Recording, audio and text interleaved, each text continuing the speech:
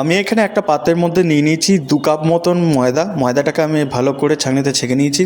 এরপর আমি দিয়ে দিব এর মধ্যে 1 কাপ মতন সুজি। এরপর আমি এর মধ্যে দেবো স্বাদ অনুযায়ী নুন, আপনারা নুনটা দেখে দেবেন। তারপর এর মধ্যে আমি দিয়ে দেবো ডাস্ট করে রাখা গুঁড়ো চিনি, এটাকে আমি ছেঁকে নেব। এরপর আমি দিয়ে দেবো 1 টেবিল স্পুন মতন বেকিং পাউডার এবং 1 টিস্পুন মতন বেকিং সোডা। এরপর আমি এর মধ্যে 2 টেবিল স্পুন বাটার দিয়েছি এবং পরিমাণ মতো দুধ দিয়ে এটাকে ভালো করে ফেটিয়ে নিচ্ছি। ফেটানো হয়ে যাওয়ার পর আমি এর মধ্যে দিয়ে দেবো সামান্য পরিমাণ বাদামগুলোকে কুচি কুচি করে কেটে দিয়ে দিলাম। এবার একটা পাত্রের মধ্যে বাটার পেপার দিয়ে সামান্য বাটার দিয়ে ভালো করে মাখিয়ে নিলাম এবং মাখানো হয়ে গেলে পুরো ফেটানো যে পেস্টটা সেটা আমি এর মধ্যে দিয়ে দিচ্ছি।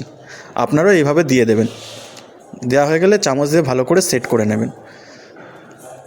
এরপর আমি এর মধ্যে দিয়ে দেবো ভাঙা কাজু। আমি এখানে ভাঙা কাজু ইউজ করেছি এবং এর মধ্যে দিয়ে দেবো কিশমিশ।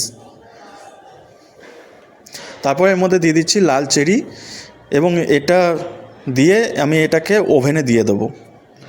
আপনারা লাল চেরিটা দিতে পারেন, অপশনাল, এটা সম্পূর্ণ আপনাদের কাছে। আমি এখানে ইউজ করেছি। এরপর আমি এটাকে ওভেনে খানিকক্ষণ আধ ঘন্টা মতন হতে দেবো।